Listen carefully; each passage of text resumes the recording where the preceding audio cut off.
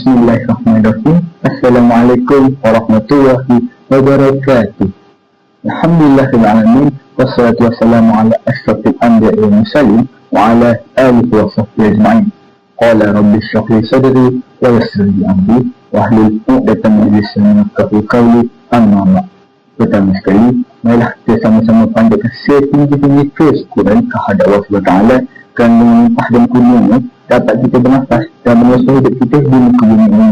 Dan jangan lupa selawat dan salam ke atas Nabi bersama Muhammad SAW, ahli keluarga baginda, para sahabat dan seluruh umat Islam yang terus istiqamah menjalani.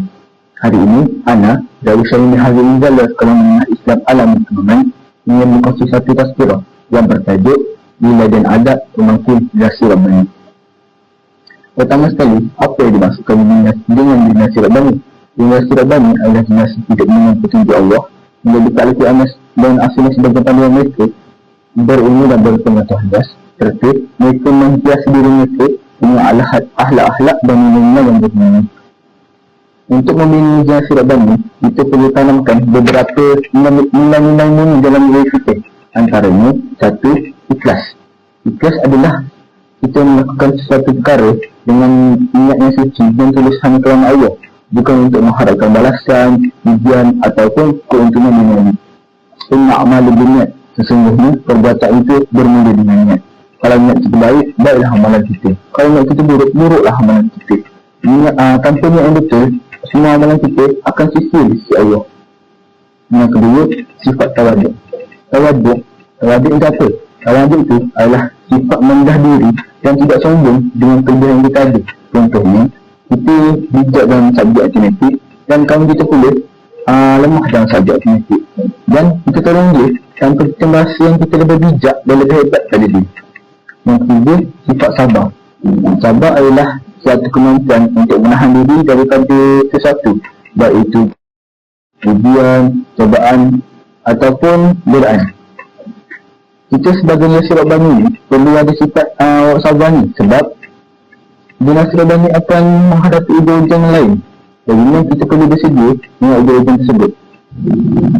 Seterusnya, kalau anda nak tahu, adab adalah asas paling penting untuk dalam pembinaan dinasti Rabbani ini. Mari nak terangkan apa itu adab.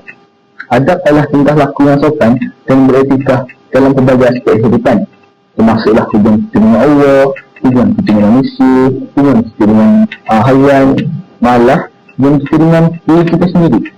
Imam Malik pernah berkata, pelajarilah kamu adab sebelum kamu mempelajari ilmu.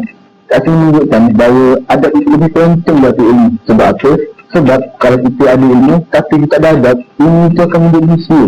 Dan yang lebih teruk, ilmu itu sendiri akan membawa kita kepada kesombongan dan kebinasaan. Selain itu, kalau anda semua tengok contoh terbaik bagi dinasti Rabbani ini, anda semua boleh tengok Nabi kita sendiri, iaitu Nabi Muhammad SAW. Nabi Muhammad adalah contoh terbaik bagi dinasti Rabbani ini, sebab beliau bukan sahaja berilmu, malah beliau juga sangat beradab dan penuh dengan wilayah kasih sayang.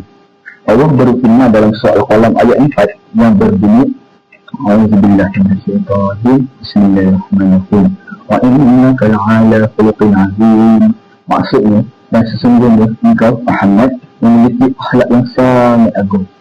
Antara contoh peristiwa yang menyebabkan Rasulullah menjadi contoh terbaik bagi dinasti Rabbani adalah semasa baginda berhijrah ke Taif. Baginda berhijrah ke Taif untuk menyampaikan dakwah, tetapi apabila baginda sampai ke sana, penduduk-penduduk di sana membaling batu dan menghalau baginda dengan sangat tinggi. Lalu malaikat Jibril meminta izin kepada baginda untuk melenyapkan kaum tersebut, tapi baginda menolak dan baginda berdoa, semoga keturunan mereka suatu hari nanti akan beriman. Kat sini menunjukkan bahawa betapa sabar dan pemaaf Rasulullah, sebab walaupun baginda di sini dibangun batu, disemaki dan dihalau, baginda tidak dendam, tidak berasa dendam dan mengambil sedikit hati pun.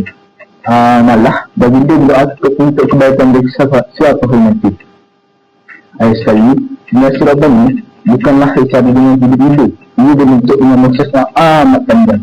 Jadi ini, mari sama-sama kita azam untuk menjadi insan yang beradab dan nilai, serta menjadi Rasulullah sebagai kedua hasanah dalam kehidupan seharian kita.